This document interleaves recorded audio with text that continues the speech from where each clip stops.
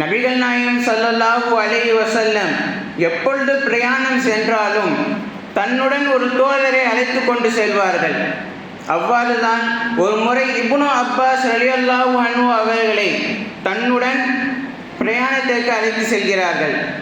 அழைத்து செல்லும் வழியில் இப்னு அப்பாஸ் ரலியல்லாஹு அன்ஹு அவர்களிடம் நபிகள் நாயகம் ஸல்லல்லாஹு அலைஹி வஸல்லம் அவர்கள் கூறுகின்றார்கள், அப்பாஸே, நீ உன்னுடைய வாழ்நாள் முழுவதும் உன்னுடைய உடல் சிஹத்தாக இருக்கும் அனைத்து நாட்களிலும் நீ இறைவனை வணங்கி கொண்டே இரு.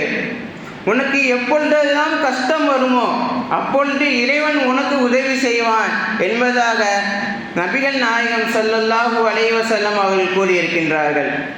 ஒரு உதாரணமாக நாம் எடுத்துக்கொள்வோம். இப்பொழுது நமக்கு ஒரு நண்பர் இருக்கிறார்.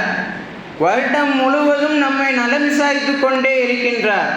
இன்னொரு நண்பர் வருடத்தில் ஏதாவது ஒரு நாள் தனக்கு தேவை ஏற்படும் மட்டும் நம்மிடம் வந்து நலம் விசாரிக்கிறார் என்றால், இந்த இரண்டு நபர்களை நாம் யாரை நேசிப்போம் என்பதை நாம் தெரிந்து கொள்ள வேண்டும். ஒரு சாதாரண மனிதர்களுடைய மனநிலையை இருக்கும் பொழுது எல்லாம் வல்ல ஏக இறைவனுடைய எண்ணமும் அவ்வாறு தான் இருக்கும் என்பதை நாம் புரிந்து கொள்ள வேண்டும்.